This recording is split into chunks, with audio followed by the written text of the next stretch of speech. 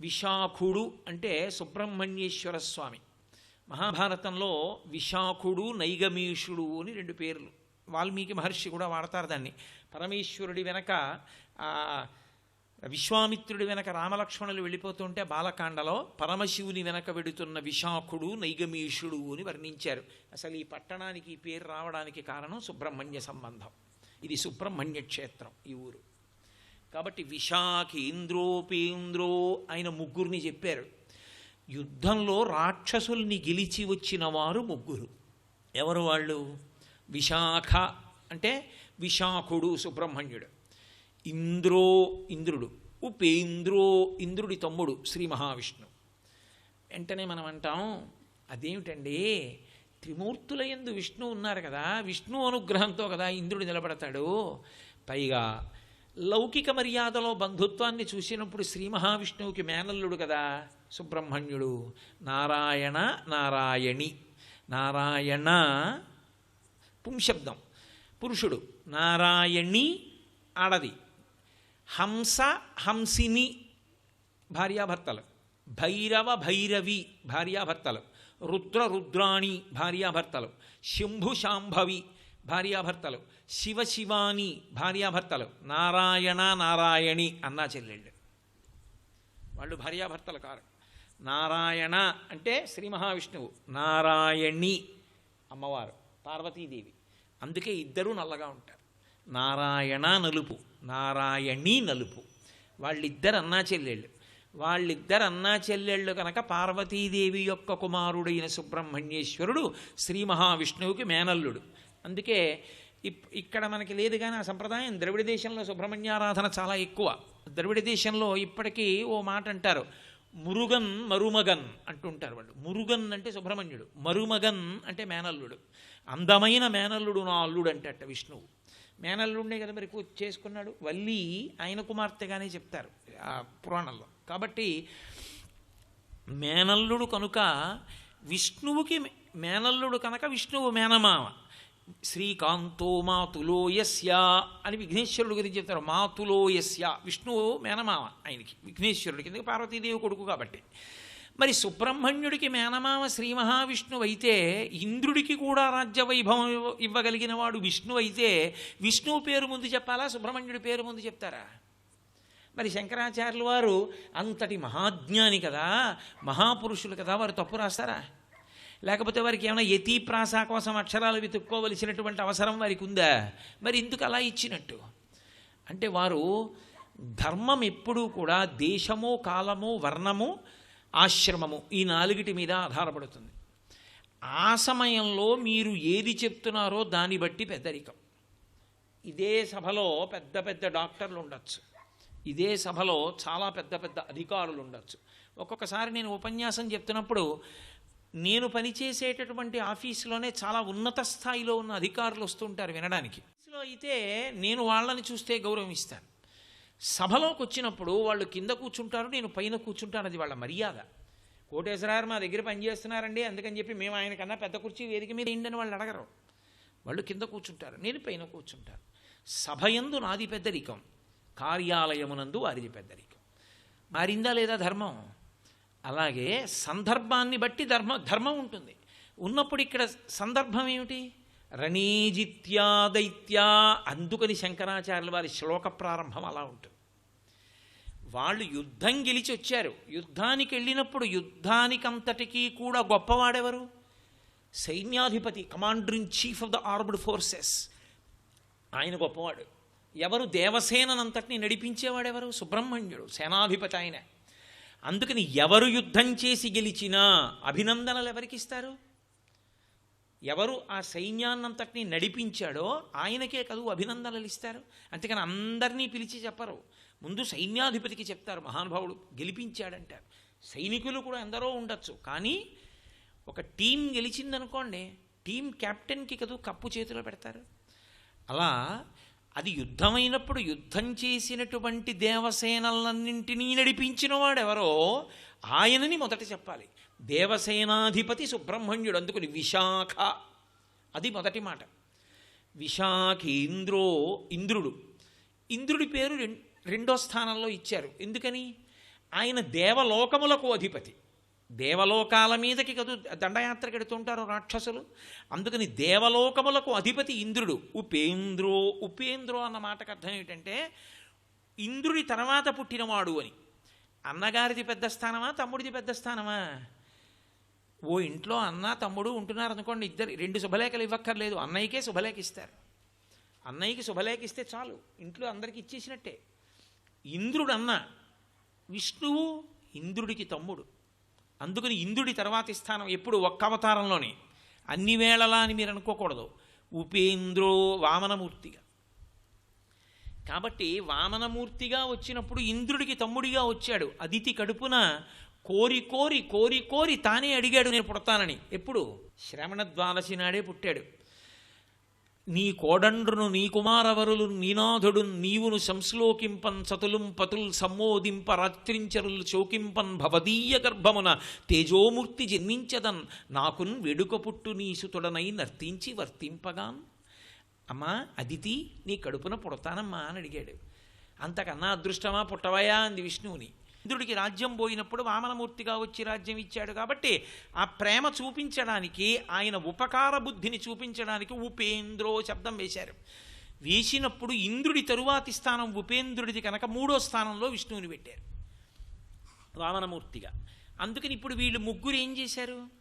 వీళ్ళు ముగ్గురు బాగా గుర్తుపెట్టుకోవాలి. విశాఖేంద్రోపేంద్రో సుబ్రహ్మణ్యుడు, ఇంద్రుడు, శ్రీ మహావిష్ణువు, ఈ ముగ్గురు కలిసి యుద్ధాన్ని గెలిచారు. అంటే దేవసేనలను నడిపించారు వీళ్ళు ముగ్గురు. వీళ్ళు ముగ్గురు దేవసేనల్ని నడిపిస్తే వాళ్ళు ముగ్గురు కదా గెలిచింది. ఇప్పుడు ఆ ముగ్గురు గెలిస్తే వాళ్ళకి పతకాలు ఇవ్వడమో, వాళ్ళు గౌరవం ఇవ్వడమో చేసేవాడు ఎవరో ఉండాలి. లేదా వాళ్ళు కృతజ్ఞత చెప్పడానికి వస్తే మరి ఇంటి యజమాని పరమశివుడు కదా, పరమశివుడి దగ్గరికి కదా వెళ్ళాలి. వెళ్ళి శివ మీ అనుగ్రహం గెలిచాం అనాలి కదా. మరి శివుడి దగ్గరికి వెళ్ళలేదు, వాళ్ళు అమ్మవారి దగ్గరికి వెడుతున్నారు పరిగెత్తుకుంటూ. రణీ జిత్వా దైత్యా, వాళ్ళు యుద్ధంలో గెలిచి అమ్మవారి దగ్గరికి ఎందుకు పరిగెడుతున్నారు అని మనకు అనుమానం ఉంటుందేమో. అది శంకర భగవత్పాదుల యొక్క రచన వైశిష్ట్యం అంటే అలా ఉంటుంది. ఇప్పుడు ఎవడు ఏ పని చేశాడో ఆ పని దేని వలన చేశాడో గుర్తుపెట్టుకుని సంతోషిస్తాడు కాదు. నాకు ఉద్యోగంలో ప్రమోషన్ వచ్చిందనుకోండి, నాకు ఉద్యోగం ఇచ్చిన ఆయన గుర్తొస్తాడు నాకు. అరే మహానుభావుడు ఒకప్పుడు నాకు ఉద్యోగం ఇచ్చాడు ఆయన, ఇవాళ ప్రమోషన్ వచ్చి స్థాయి పొందాను అని ఓ నమస్కారం పెట్టుకుంటాను ఆయన కాదు. ఎప్పటి ధర్మం అప్పుడు, ఎప్పటి స్ఫురణ అప్పుడు, దేనికి సంబంధించిన ఆలోచన దానికి ఉంటుంది. మరి వాళ్ళు ముగ్గురు పరదేవత దగ్గరికి ఎందుకు పరిగెత్తుకొచ్చారు అంటే సుబ్రహ్మణ్యుడు దేవతా సైన్యాల్ని గెలవడానికి కారణం ఆయన చేతిలో ఉన్న శూలం. ఆయన చేతిలో ఉన్న శూలం ఏదో కాదు, అమ్మవారే. అందుకే వేల్పిళ్ళాయి అంటుంటారు ద్రవిడ దేశంలో. వేళ్ళని ప్రత్యేకంగా శూలాన్ని పెట్టి పూజ చేస్తారు, ఆయుధాన్ని. ఆ శూలం పరదేవతయే, అమ్మవారే శూలంగా మారి సుబ్రహ్మణ్యుడి చేతిలోకి వెళ్ళింది. ఈ శూలం మా అమ్మ శక్తి స్వరూపిణి నా చేతిలో ఉన్న కారణం చేత రాక్షస సైన్యాన్ని చంపా, ఈ శక్తి అంతా మా అమ్మది, అందుకని మా అమ్మకి చెప్పాలి కృతజ్ఞత. అందుకు పరిగెడుతున్నాడు అమ్మ దగ్గరికి. అందుకు వెళ్ళలేదు నాన్నగారి దగ్గరికి. నాన్నగారు ఇలా కూర్చుని రమిస్తుంటాడు, జ్ఞానమూర్తి ఆయన. అందుకే జ్ఞానదాత మహేశ్వర. అదే అద్వైత సిద్ధి కలిగిందనుకోండి, పరమశివుడికి నమస్కారం చేయాలి. ఇప్పుడు యుద్ధంలో గెలిచారు, శక్తికి నమస్కారం చేయాలి. అది శంకరుల యొక్క ప్రౌఢిమ అంటే అలా ఉంటుంది కవిత్వం. ఎక్కడ కదలిక ఉన్న శక్తి, కదలికలు ఎప్పుడు ఆగిపోయినా శివుడు. మీరు బాగా జ్ఞాపకం పెట్టుకోవాలి ఈ నిర్వచనం. కదలికలు ఆగితే శివుడు, కదిలితే శక్తి. ఒక సరోవరం కదలికలు లేకుండా ఉందనుకోండి శివుడు. మీరు చిన్న బెడ్డ వేస్తే కదిలిందనుకోండి అమ్మ. అందుకే శక్తి కదలకుండా ఆగిపోతే నిరర్థకం, శివుడు కదిలిపోతే ప్రయోజనం ఉండదు. ఎంతవరకు అంతవరకే కదలాలి. అందుకే ఆయన ఎప్పుడు జ్ఞానమునందు రమిస్తూ ఉంటాడు. అటువంటి పరమేశ్వరుడి దగ్గరికి వెళ్ళరు, అమ్మ దగ్గరికి వెడతారు. ఎందుకని కదలికలన్నీ ఆవిడవి. ఆవిడ ఆ సమయానికి ఆస్ఫురణనిచ్చి అలా ఆయుధాన్ని కదిపి శత్రువుని చంపేటట్టు చేసిన తల్లి పరదేవత. అందుకని సుబ్రహ్మణ్యుడికి అమ్మ గుర్తొచ్చింది, పరిగెత్తాడు. ఇంద్రుడికి ఎందుకు గుర్తొచ్చింది? మరి ఇంద్రుడు ఎందుకు వచ్చాడు వెనకాతల అంటే, కఠోపనిషత్తు మీరు చదివి ఉంటే ఒక విషయం మీకు అర్థమవుతుంది. కఠోపనిషత్తులో ఇంద్రుడు రాక్షస సంహారం చేశాడు దేవతల్ని తీసుకొని. చేసి వచ్చి ఒక చోట కూర్చుని విజయోత్సవం చేసుకుంటున్నాడు, మనమే గెలిచాం. పరదేవత ఒక పెద్ద భూతస్వరూపాన్ని పొంది ఓ గడ్డి పరక తెచ్చి వాళ్ళ మధ్యలో పడేసి పెద్ద అరుపు ఒకటి అరిచింది. ఆ గడ్డి పరకని కదపండ్రా అంది. ఇంద్రుడు అన్నాడు, నేను కదపనేమిటి, గడ్డి పరకని నేను కదపనా, ఓ అగ్ని కాల్చేయి అన్నాడు. అగ్నిహోత్రుడు వెళ్ళి దాని మీద నిలబడ్డాడు చాలాసేపు, అది అలాగే ఉంది. అరే పచ్చి గడ్డి పరక, దాన్ని నేను కాల్చలేకపోయాను. అగ్ని చిన్నబుచ్చుకుని వెళ్ళిపోయాడు. వాయువుని పిలిచాడు, ప్రభంజనుడు విరిచేస్తాడు ఏదైనా, దాన్ని తొలగతోయి అన్నాడు. గాలి తన వేగం అంతా పెట్టి వీచాడు, గడ్డి పరక కదలలేదు. ఇంద్రుడే వెళ్ళి ఎత్తాడు, ఎత్తలేకపోయాడు. అప్పుడు ఆయనకు అనుమానం వచ్చింది, ఎదురుగుండా కనపడుతున్న భూతం పరదేవత, ఆ తల్లి శక్తి స్వరూపిణి, ఆవిడ అనుగ్రహిస్తే మనం గెలిచాం. మనం ఏదైనా గెలిచినప్పుడు ముందు ఆ గెలుపునకు కారణమైన కదలికలనిచ్చినటువంటి తల్లికి నమస్కరించకుండా మాది అంటే కృతజ్ఞత. కాబట్టి ఆ తల్లికి నమస్కరిస్తానని నమస్కరించాడు. నమస్కరిస్తే ఆ తల్లి బ్రహ్మ విద్య నేర్పింది. ఆ బ్రహ్మ విద్య నేర్పినటువంటి క్షేత్రమే, కఠోపనిషత్తు జరిగినటువంటి క్షేత్రమే శ్రీకాళహస్తి. కాబట్టి ఇంద్రుడు ఎప్పుడెప్పుడు గెలిచినా అప్పటప్పటి నుంచి అమ్మవారిని జ్ఞాపకం తెచ్చుకుంటాడు. అందుకుని ఇంద్రుడు పరిగెత్తుకొచ్చాడు. విష్ణువు ఆయనకి ఒకటి జరగక్కర్లేదు, ఒకటి చెప్పక్కర్లేదు. అసలు నిజంగా మాట్లాడితే స్త్రీ రూపంలో ఉంటే అమ్మ, పురుష రూపంలో ఉంటే విష్ణువు ఆయనే. అందుకే ఇద్దరు అలంకార ప్రియులు, ఇద్దరు రాక్షస సంహారం చేస్తారు.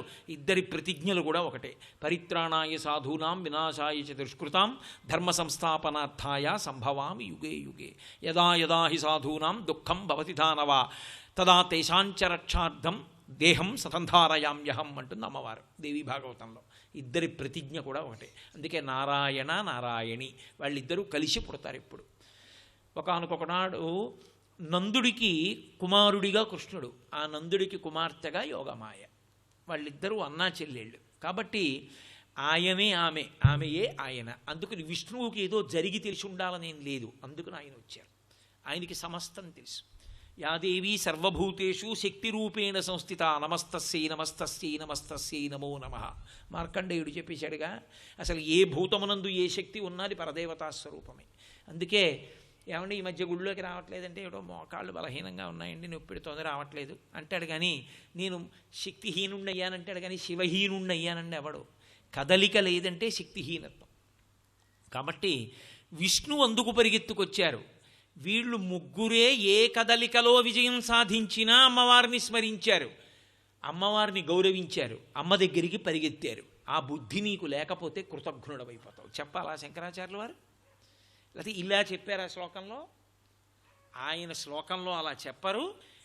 మనం దాన్ని జాగ్రత్తగా ఎందుకు ఈ వరుస క్రమంలో వచ్చారన్నది ఆలోచించడంలో అంతర్లీనంగా పరదేవత పట్ల భక్తిని మీకు ఇనుమడింపచేస్తారు. అది జగద్గురువుల రచన అంటే, అది శంకర భగవత్పాదులంటే. శంకరాచార్యులు వారిలా ఎవరు మాట్లాడగలరు, ఎవరు రచన చెయ్యగలరు? ఆకాశమనకు ఆకాశము హద్దు, సముద్రమునకు సముద్రము హద్దు, శంకరులకు శంకరులు హద్దు. కాబట్టి రణీజిత్వా దైత్యానపహృత శిరస్త్రై కవచిభి. వీళ్ళు ముగ్గురు పరిగెత్తుకొస్తున్నారు. వచ్చేటప్పుడు ఒక మర్యాద ఉంటుంది. మీకు పూజ్య భావన ఉందనుకోండి అవతల వారి మీద. ఈ ఇంట్లో ఈ దేవాలయంలోంచి అలా బయటికి వస్తూ మహానుభావులు ప్రాతస్మరణీయులు కంచి కామకోటి పీఠాధిపత్యం వహించిన చంద్రశేఖరేంద్ర సరస్వతి మహాస్వామి అలా బయటికి ఎడుతూ కనపడ్డారనుకోండి, నేను ఇంకా కూర్చుంటానా దాని మీద? ఓ కాలుతో ఓ కాలు తొక్కి బూట్లు విప్పి అవతల పారేసి సాక్స్ లాగేసి వెంటనే చొక్కా విప్పగలను కాబట్టి గబగబోవ గుండీలు విప్పి చొక్కా విప్పి అవతల పారేసి బనీని తీయాలంటే కష్టం. పైకెత్తి లాగాలి. ఈలోగా పెరియవాళ్ళ వెళ్ళిపోతారేమో అని చెప్పి వెంటనే నేల మీద పడిపోతాను. ప్రణిపాతం, భూమి మీద స్వర్ణదండం పడ్డట్టుగా పడిపోతాను. ఆ పూజ్య భావన నాకుంటే నేను ప్రవర్తించే తీరు వేరుగా ఉంటుంది. అసలు లోపల ఆ భావన లేదనుకోండి, ఆ మోటార్ సైకిల్ మీదే నిలబడి చూసి వెళ్ళిపోతాడు. ఎందుకంటే వాడికి ఏం తెలుసు ఆయన గౌరవం, వాడికి ఏం తెలుసు ఆయన గొప్పతనం, అంతే. వాడు మోటార్ సైకిల్ మీద కూర్చొని చూస్తాడు.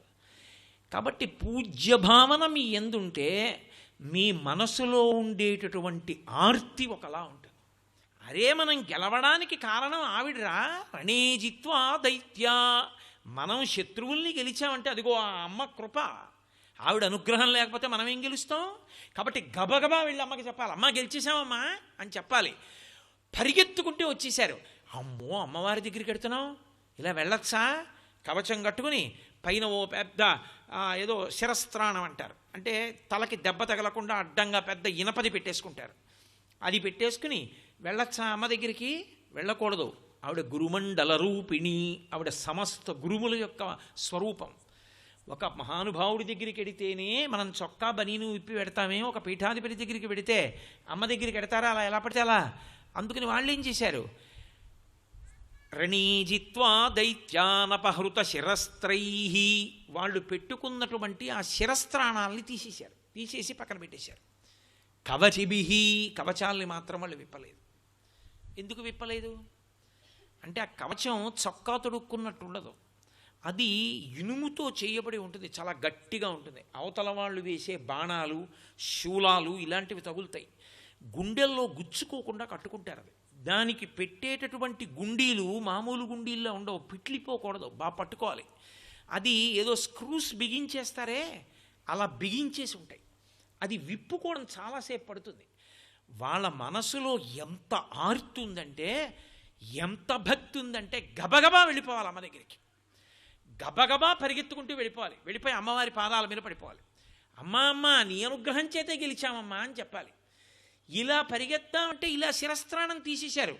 కాళ్ళకున్నటువంటి పాదరక్షల్ని ఈ కాలుతో ఈ వెనక, ఈ కాలుతో ఈ వెనక తొక్కి వదిలేశారు. కవచం విప్పుకోవాలంటే చాలాసేపు పడుతుంది, సహాయకులు ఉండాలి, అప్పుడు విప్పుకుని లోపలికి వెళ్ళాలి. వాళ్ళకి మనస్సులో అంత ఓర్చుకోగలిగిన లక్షణం లేదు.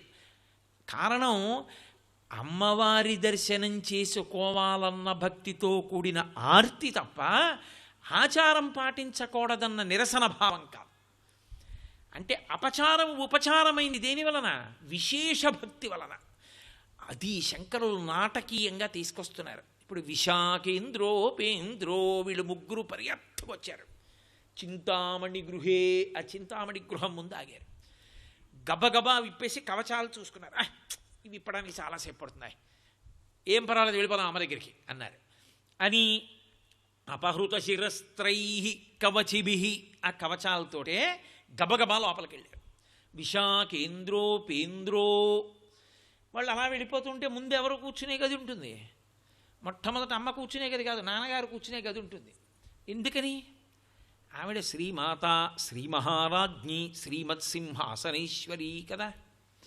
ఆవిడ శ్రీ మహారాజ్ఞి అయినప్పుడు హాల్లో ఆవిడ కూర్చుని ఆవిడ్ని కలవడానికి వచ్చే వాళ్ళని కూర్చోబెట్టుకుని కూర్చోకూడదేంటి?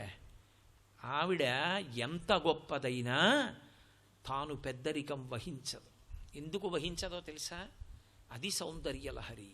సౌందర్యలహరి అన్న మాటకు అర్థం ఏంటంటే, సౌందర్యం అంటే బాహ్యమైన అందం కాదు, అంతఃసౌందర్యం, పతివ్రతా సౌందర్యం, అమ్మ సౌందర్యం, అది సౌందర్య లహరి, ఆ ప్రవాహం. ఆమె భర్తకి గౌరవం ఇస్తుంది. అందుకని ఆవిడ గొప్ప పతివ్రతా స్వరూపిణి. కాబట్టి భర్తగారు ముందు కూర్చుని ఉంటాడు, వచ్చిన వాళ్ళని కలుస్తాడు ఆయన. ఆయన భోజనం చేసినటువంటి పాత్రలు అవి ఉంటాయి. అమ్మ లోపల ఉంటుంది, చేతకాక కాదు, చేతనై కూడా ఆమె పతివ్రత. అందుకే శంకరాచార్యులు వారు సౌందర్యలహరి చేస్తూ అసలు అమ్మ సౌందర్యం ఏమిటో చెప్పారు చోట. చెప్తూ ఆయన అన్నారు, మహామాయా విశ్వం భ్రమయసి పరబ్రహ్మ మహిషి అన్నారు. ఆమె ఈ లోకములనన్నిటినీ కూడా మాయయందు తిప్పుతుంది. ఆమెయే అనుగ్రహించి ఈశ్వరుల్లో కలుపుతుంది. ఆమెయే పునర్జన్మకి కారణమవుతుంది. కానీ ఆమె ఏమంటుందంటే, పరబ్రహ్మ మహిషి, నేను సదాశివుడి ఇల్లాలంటుంది. నా అంత నేను ఆవిడ అనదు. అది సౌందర్యలహరి. ఆ పాతివ్రత్యం సౌందర్యం. కాబట్టి ఆవిడ ముందు భోజనం చేసిందా, ఆయన ముందు భోజనం చేశాడా? శంకరాచార్యులు వారు తీర్పులేం చెప్పరు, అందంగా ఒక నాటకం చూపించారు. నివృత్యై చండాంశ త్రిపురహర నిర్మాల్య విముఖై. వాళ్ళు అలా వెళ్ళిపోతుంటే పరమశివుడు భోజనం చెయ్యగా మిగిలిన పదార్థములతో కూడిన విస్తరి కనపడింది. కనపడితే శివప్రసాదం దొరకమంటే దొరుకుతుందా? శివనిర్మాల్యం, శివోచ్ఛిష్టం. తండ్రి మీద అంత గౌరవం, అమ్మాయే అంత పతివ్రత, తన భర్తని గౌరవిస్తే వీళ్ళు గౌరవించద్దు? వీళ్ళుట ఇలా చూశారట విస్తరి వంక. అంత యుద్ధం చేసి వచ్చిన వాళ్ళకి ఆకలి ఇట్లా. నాన్నగారు విస్తట్లో బూరు వదిలేశారు, గారు వదిలేశారు. నాన్నగారు ఆ పక్కన కాస్త పాయసం వదిలేశారు. ముగ్గురు పుచ్చుకోవచ్చుగా. అమ్మ మీద గౌరవం ఉంటే నాన్నగారిని పట్టించుకోకపోవడం అసహ్యంగా అమ్మ దగ్గరికి రాణిస్తుంది అలాంటివన్నీ. మరి ఎందుకు పుచ్చుకోలేదు? శంకరులు కారణం చెప్తున్నారు. నివృత్యై చండాంశ త్రిపురహర నిర్మాల్య విముఖై. వాళ్ళు తల తిప్పేశారు ఇలా. ఎందుకు తల తిప్పేశారంటే అది చండాంశ, చండుడికి చెందాలన్నారు. ఎవరు చండు? శంకరులు చెప్పకుండా చెప్తారు, పరమశివ కుటుంబమునందు 4వ వాడు. మర్యాద మన వైపు క్షీణించిపోయింది. ద్రవిడ దేశంలో చూడాలి, శివాలయంలో పల్లకి బయటికెడితే పార్వతీ పరమేశ్వరులు పెడతారు, వెనక వినాయక సుబ్రహ్మణ్యులు పెడతారు. 5వ వాడిగా కుటుంబ సభ్యుడిగా వెళ్ళేటటువంటి వాడు చండీశ్వరుడు పెడతాడు. సర్వం శ్రీ ఉమామహేశ్వర పరబ్రహ్మార్పణమస్తు. స్వస్తి.